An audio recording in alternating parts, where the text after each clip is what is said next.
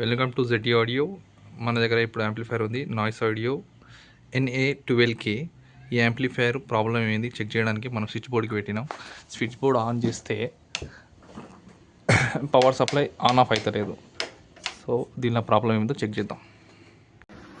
ఈ noise audio amplifier on కాలేదు కదా, దీని పవర్ సప్లై ప్రాబ్లం మనం క్లియర్ చేసినాము. బ్యాక్ సైడ్లో ఫ్యూజ్ ప్రాబ్లం ఉండే హోల్డర్ది, అది క్లియర్ చేసేసినాం. ఇప్పుడు ఆన్ చేస్తున్నాం. ఓకే, వెల్కమ్ అని వచ్చింది. పవర్ ఆడియో సిస్టమ్, అరే ఇదేనా, వెల్కమ్ వచ్చింది. పవర్ ఆడియో సిస్టమ్ అని వచ్చింది. యాంప్లిఫైర్ ఆన్ అయిపోయింది. ఇప్పుడు వాటేజ్ ఎంత తీసుకుంటుంది చూద్దాం. ఓకేనా.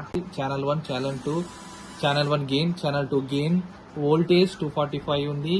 స్టీరియో మోడ్లో ఉంది యాంప్లిఫైర్. ఈ యాంప్లిఫైర్ డిస్ప్లేలో చూపిస్తుంది. రెండు వాల్యూమ్ 0లో ఉన్నాయి.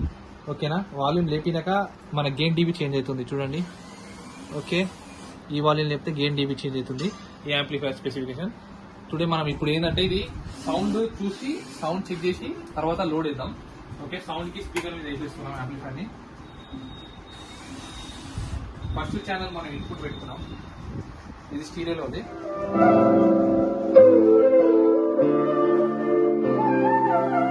ఇప్పుడు ఇదే దాన్ని సెకండ్ ఛానల్ వేసుకుందాం. ఓకే, సెకండ్ ఛానల్ వేసుకుందాం.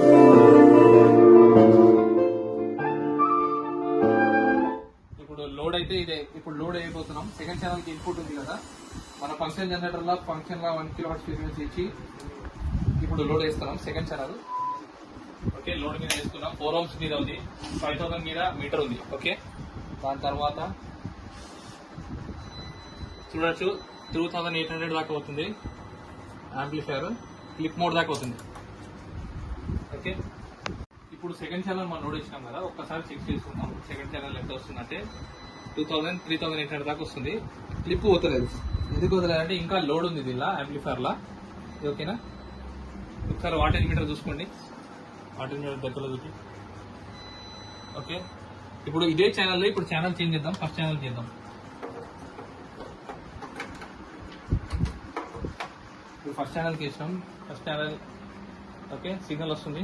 తర్వాత మీటర్లో చూస్తే లోడు ఓకే 3000 సేమ్ వస్తుంది ఆల్మోస్ట్. ఏమవుతుందంటే ప్రాబ్లము, ఇక్కడ ఆంపియర్ వోల్టేజ్ చెక్ చేసుకోవచ్చు మీరు. 58 1.27 ఆంపియర్ దాకా అవుతుంది కరెక్ట్. వాటేజ్ అయితే 3000 దాకా అవుతుంది. రెండు ఛానల్స్ సేమ్ వస్తుంది, క్లిప్పింగ్ దాకా అవుతుంది. ఇంకా ఈ యాంప్లిఫైర్ వాటేజ్ ఉంది. మన ఇంట్లో వోల్టేజ్ 240 ఉంది కదా, లోడ్ వేసినప్పుడు అవుతుందంటే 196కి పడిపోతుంది. దానివల్ల ఫుల్ లోడ్ వస్తలేదు ఈ యాంప్లిఫైర్. లేకపోతే కంపల్సరీ ఫుల్ లోడ్ వస్తుంది. ఈ యాంప్లిఫైర్ రిపేర్ అయిపోయింది మనతో. ఓకేనా. Thank you.